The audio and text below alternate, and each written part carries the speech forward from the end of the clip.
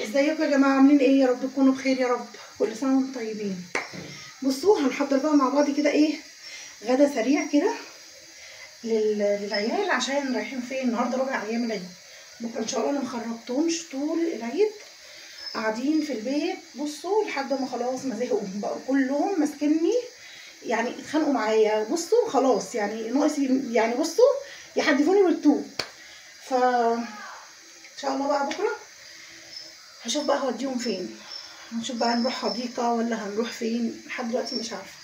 فهنحضر بقى مع بعض كده ايه، غدا سريع كده.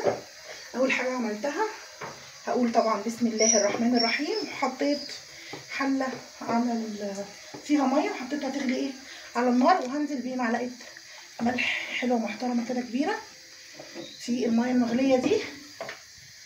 تمام كده تمام كده. وهجيب من فضلكم يا جماعه شاهدوا لي الفيديوهات لاخرها، من فضلكم محتاجه دعم وتشجيع وكومنت حلو منكم، من فضلكم من فضلكم يا جماعه، عشان القناه تكبر بيكم ان شاء الله. طب انت هتعملي ايه؟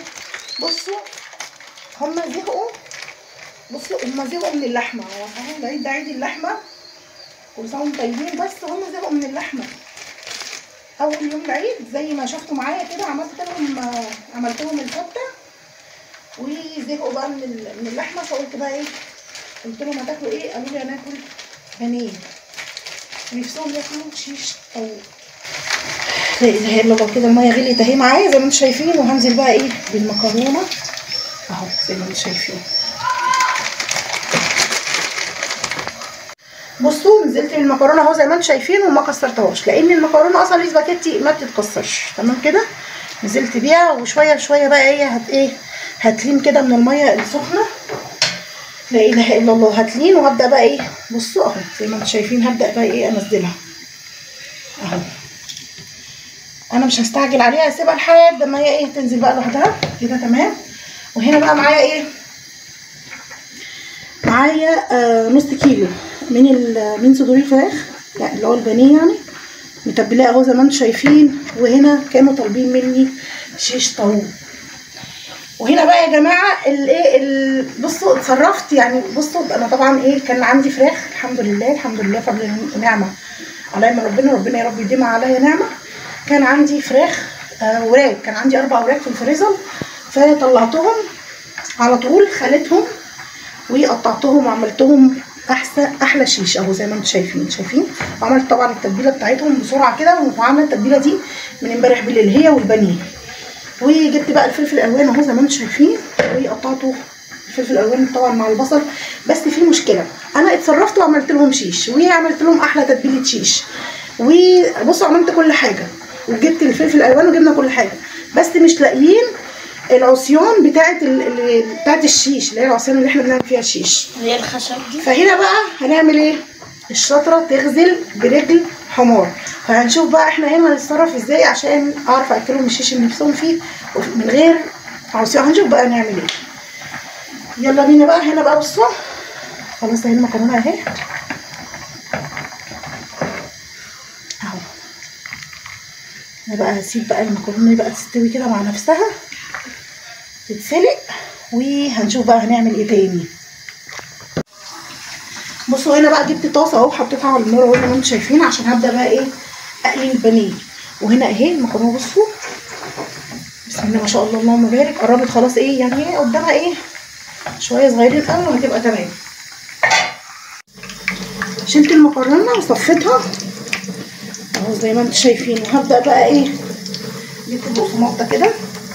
البقسماط ده انا جايباه بقسماط عادي، وانا طحنته في الكبه اهو.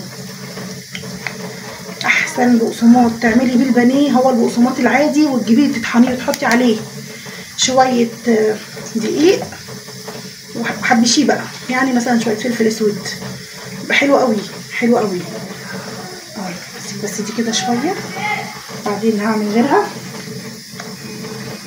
هبدا بقى ايه بسم الله الرحمن الرحيم، انزل كده بقى اهو. بس هعمل واحده كمان عشان لسه في مكان فاضي. قولولي بقى، قولولي قضيتوا العيد ازاي؟ كل سنه وانتم طيبين. انا لقيت الخلاص العيد خلص، وانا بصراحه ما خرجتهمش ولا وديتهم في حته، فصعبوا عليا، فقلت بقى ايه، بعمل لهم اكله حلوه كده واشوف بقى اوديهم فين. اهو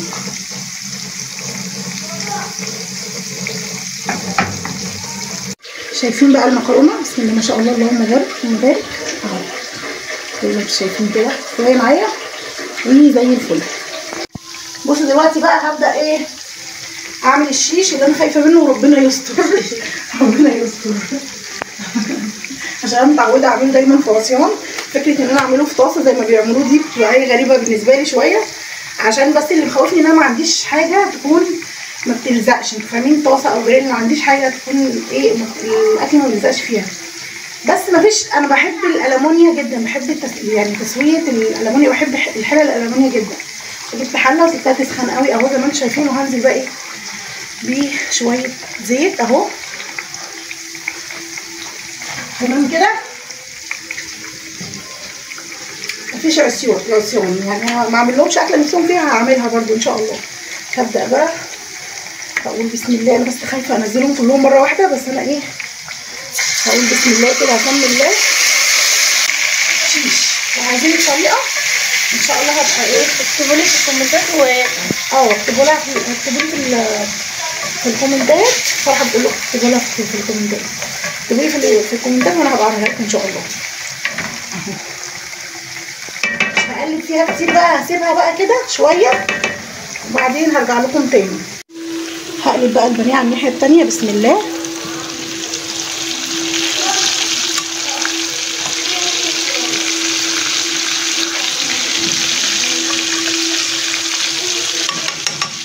وعندي هنا الشيش زي ما قلت لكم مش عايزه اقلبه كتير، بصوا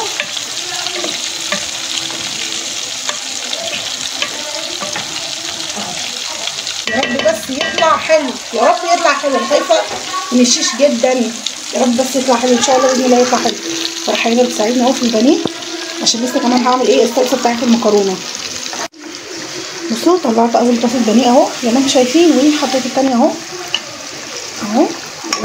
بصوا انا بعمل الاكل اصلا وانا بجري، لان انا بعمل الاكل دلوقتي الساعه 2 بالليل، المفروض ان احنا هعمل اكل من قبلها وهسيبه بقى، عشان بقى اول ما نصحى من النوم بدري هنمشي بقى نشوف بقى احنا رايحين فين.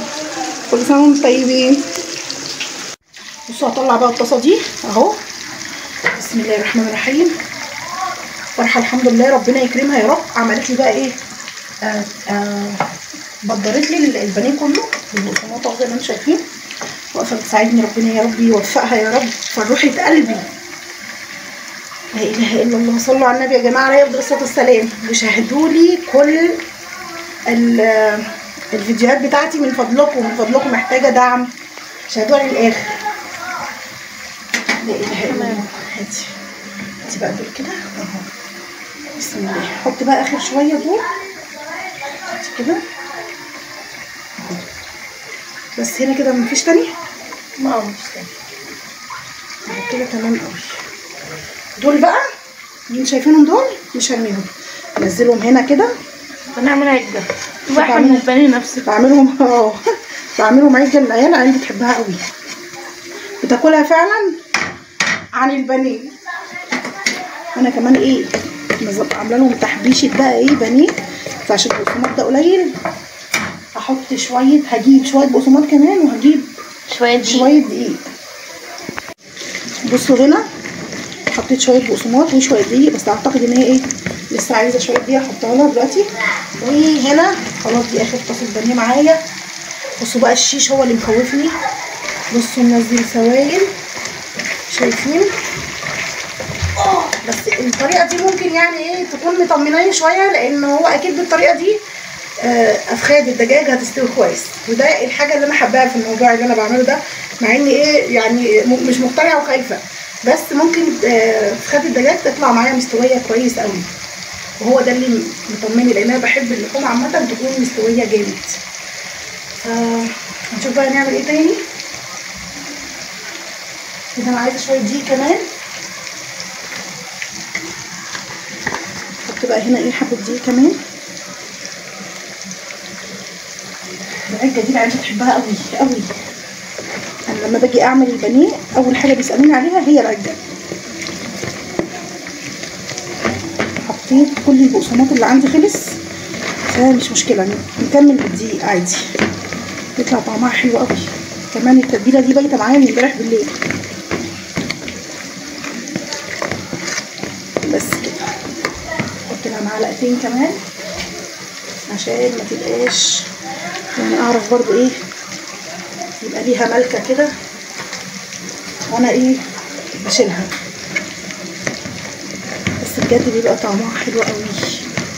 قولولي بقى التتبيله بتاعت البانيه لما بتعملوا البانيه في الاخر بتعملوا بيها ايه؟ بتعملوا بيها عجه زي كده للاولاد ولا بتعملوا بيها ايه؟ استناكم بقى تقولي في التعليقات. بصوا هنا انا حطيت العجه اهو. بصوا شايفين بقى شكلها عامل ازاي؟ جميله ما شاء الله اللهم بارك. خدها انا دي بقى العيال بصوا حبه والله تعشقها. بصوا هم اصلا مستنيين تخلص واقفين جنبي كده مستنيين تخلص عشان ياخدوها. بالهنا والشفا اهو. وهنا بقى بصوا ده لزق مني سنه كده وقعدت بقى ايه قعدت اتعامل بقى كده بالمعلقه واتعاملت يعني فايه. ماما بصي لونه عامل ازاي في الكلام، بس هو لونه اغمق من كده. لا هو لونه على فكره احلى من كده بكتير. قربي كمان كده التتبيله شايفين؟ لا بصي برضو لا اللون احلى من كده بكتير، احلى من كده بكتير. هنا بقى هنزل بقى ايه بالمرحله دي كده. انا كده هنزل بقى بالخضار بسم الله. فلفل الالوان احمر اصفر وبصل. لونه بقى انا هكتر لها خضار عشان انا بحب الخضار. انا عن نفسي بسيب قطع الفراخ دي وباكل الخضار ده. بتبقى عسل اصلا. بتبقى حلوه قوي. كفايه كده ولا ايه؟ كده كترت بس حلو. بس كده تمام. الباقي ده بقى سيبولي هنا بقى عشان البصله. هنا بشرت بصلايه كبيره حلوه كده ونزلت عليها بشويه زيت وسايباها بقى عشان نعمل ايه؟ الصلصه بتاعت المعكرونه. انا بقى هنا هبدا بقى كده بسم الله الرحمن الرحيم. شايفين الالوان؟ يا سلام يا سلام. اعتقد ان الشيش بتاع الحله ده هيطلع اطعم من الشيش اللي هو في السيخ اللي هو بتاع السياخ الخشب دي. استنوا عايزه كده حته. هنا بقى هطلع العجه دي عشان عيال هيخلصوا لي البانيه واقفين مستنيين العجه. بسم الله الرحمن الرحيم. شايفين واخده لون حلو ازاي؟ شايفين؟ حاضر اجيب. بصوا هيموتوا على العجه. كده بعدين يا ماما احنا برضه. حاضر يا حبيبي. خد حته يا ابني تمشي. خد يا نوري. اشمعنى يعني؟ عمر وياسين خد حته انت كمان اهي لحد ما تبرد بس واطلع لكم كلها ماشي؟ عمر وياسين هيتجننوا على العجه. هنا بقى هحمر البصلايه دي اهو زي ما انتم شايفين. بعتذر جدا عن صوتي يا جماعه. انا واخده دور كده مش عارفه صوتي فيه ايه. وهنا ده شايفين الجمال والحلاوه. يا نهار ابيض يا نهار ابيض. اللون مش باين لهم اهو اللون بان شويه. لا والله برضو لا. بصوا اللون عشان انا ايه عامله التتبيله دي محبشاها تحبيشه. بصوا واخده لون تحفه بجد. اللون بجد اللون مش ظاهر له. هستنى بقى لما ايه تبدا ايه عايزه الخضار ده يتلسع له لسعه كده. فهفضل بقى ايه اشوح فيها شويه وهي في الخضار كده. بصوا البصله كده تمام اهو. هنزل بقى ايه في معلقه كده حلوه كويسه كده من الصلصه يعني قد معلقتين 3 كده.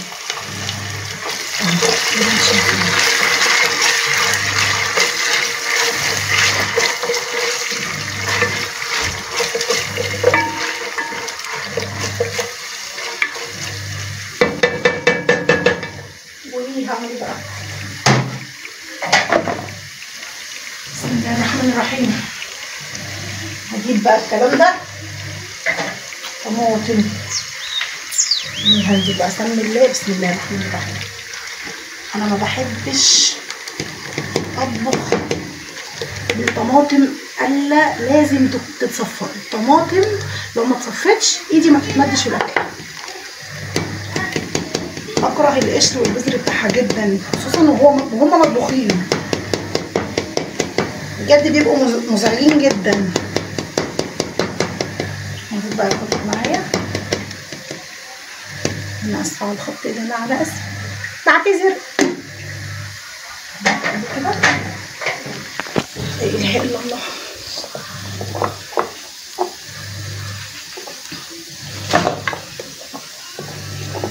ايه يا ياسين، مش هترجع؟ ايوه بس انا لسه جعان. حاضر حاضر اصبر.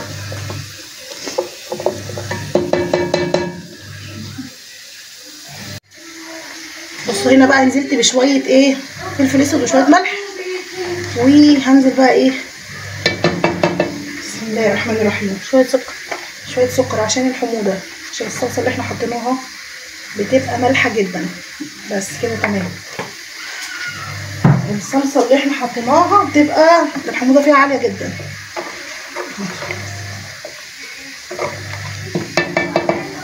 بس كده تمام. هسيبها بقى ايه تتسبك مع نفسها. كده كده مش هنحط فيها المكرونه النهارده، هحط المكرونه بكره الصبح قبل ما نمشي بقى.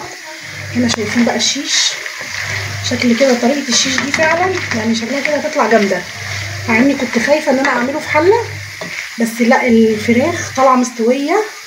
وبصوا هو بس المشكله ان الخضار ما تلسعش اللسعه اللي بيتلسعوا في السيخ في السياخ الخشب، بس طعمها حلو قوي. طبعا المهم في الموضوع كله التتبيله. صحيح السوا برضو بيبقى ليه دور، بس التتبيله انا عاملاها بجد خطيره، تحفه تحفه. لو عايزين تعرفوا الطريقه اللي بتبل بيها يبقوا قولوا لي وانا ان شاء الله بعملها لكم. بصوا هنا خلاص كده خلصت البانيه كده جاهز معايا، والمكرونه بس مش هحطها على الصلصه دلوقتي بقى عشان لسه بقى بكره ان شاء الله.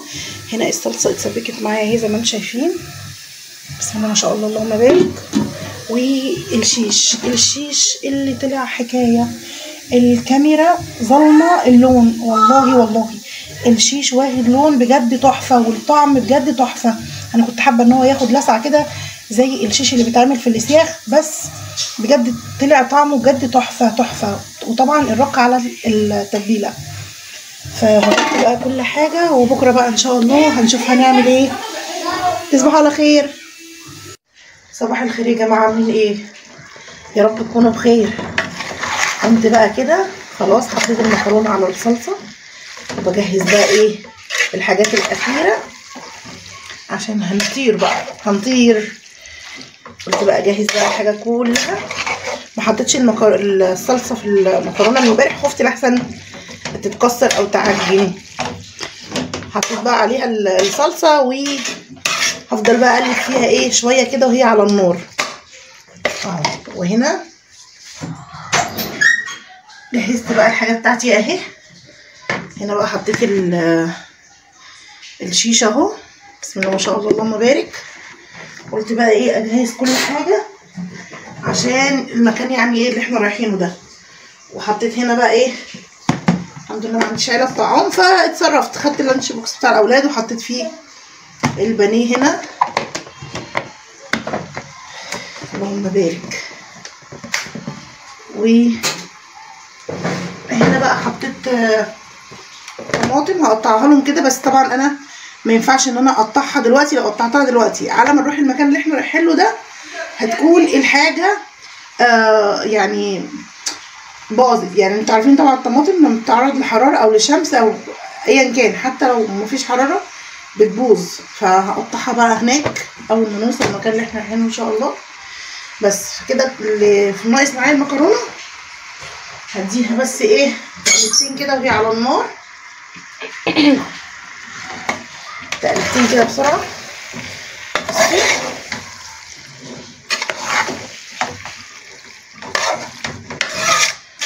ايه مش جايب اللون برضو. بصوا اللون هنا طبعا انا مكتره لها الصلصه. اللون باين كده، احاول اوريهم اللون يا رب بس يظهر. بصوا هي لونها احمر من كده بكتير. انا مش عارفه التليفون ده ماله. لونها احمر من كده كتير. هديها بقى تقلبتين كده وهشوف بقى احطها في ايه، وهاخدها بقى وهنمشي.